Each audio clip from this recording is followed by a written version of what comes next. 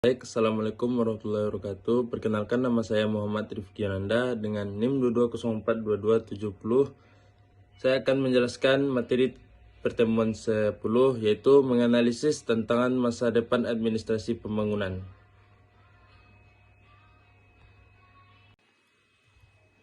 Baik, yang pertama menganalisis tantangan masa depan administrasi pembangunan.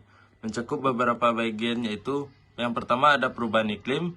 Administrasi pembangunan harus menghadapi dampak perubahan iklim seperti bencana alam yang lebih sering terjadi dan perubahan pola cuaca. Diperlukan rencana adaptasi dan mitigasi yang efektif. Yang kedua ada pertumbuhan penduduk. Pertumbuhan penduduk yang cepat dapat menempatkan tekanan pada sumber daya dan infrastruktur. Administrasi harus memastikan keberlanjutan dalam penyediaan air, makanan, dan layanan dasar. Yang ketiga ada kesenjangan sosial.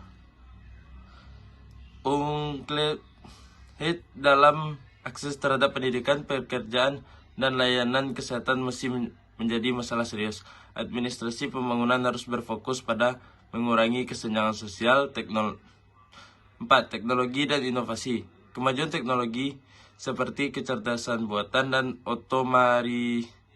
otomatisasi dapat mengubah cara bekerja dan berdampak pada lapangan pekerjaan. Administrasi harus merencanakan transformasi digital yang bijaksana.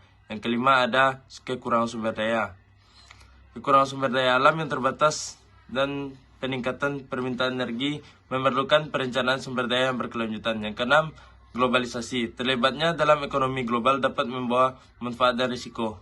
Administrasi pembangunan harus mengelola ketergantungan ekonomi dan perdagangan dengan bijaksana. Yang ketujuh, perubahan demografi. Penuaan penduduk dalam beberapa masyarakat dapat mengubah permintaan layanan kesehatan dan pensiun. Administrasi harus merespon perubahan ini. Yang ke-8 yaitu krisis kesehatan publik. Seperti yang kita lihat dengan pandemi COVID-19, administrasi pembangunan harus memiliki rencana kesiapsiagaan yang kuat untuk menghadapi krisis kesehatan publik. Yang ke-9 ada keamanan dan konflik. Konflik senjata dan masalah keamanan sering menjadi hambatan untuk pembangunan. Administrasi harus bekerja pada perdamaian dan stabilitas. 10. Pendidikan dan kemampuan tenaga kerja. Mengembangkan tenaga kerja yang memiliki keterampilan sesuai dengan kebutuhan pasar kerja masa depan adalah tantangan penting. B. Kajian tentang tantangan masa depan administrasi. Kajian tentang masa depan administrasi pembangunan adalah langkah penting dalam memahami dan menghadapi isu-isu krusial dalam pembangunan. Beberapa area yang dapat menjadi subjek kajian meliputi: yang pertama, perubahan iklim.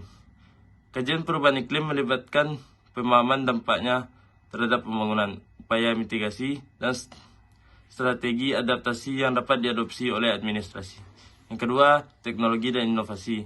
Penelitian mengenai bagaimana teknologi baru dan inovasi akan mempengaruhi administrasi pembangunan, termasuk transformasi digital, kecerdasan buatan, dan otomatisasi.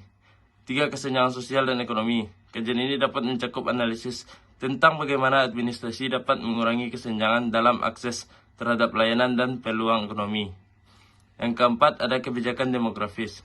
Penelitian tentang dampak pertumbuhan penduduk dan perubahan demografis terhadap pembangunan, terutama dalam hal kesehatan, pendidikan, dan pensiun. Yang kelima ada pertumbuhan ekonomi dan ketergantungan global. Kajian tentang bagaimana administrasi mengelola pertumbuhan ekonomi dan ketergantungannya pada ekonomi global, termasuk perdagangan dan investasi asing. Yang keenam ada keamanan dan konflik. Penelitian tentang hubungan antara konflik bersenjata, keamanan, pembangunan, serta bagaimana administrasi dapat mempromosikan perdamaian dan stabilitas. Yang ketujuh, sumber daya alam dan lingkungan. Kajian tentang pengelolaan sumber daya alam, konservasi lingkungan, dan pembangunan berkelanjutan. Yang kedelapan, pendidikan dan kemampuan tenaga kerja. Penelitian tentang pembangunan sistem pendidikan yang efektif dan pengembangan keterampilan yang sesuai dengan kebutuhan pasar kerja.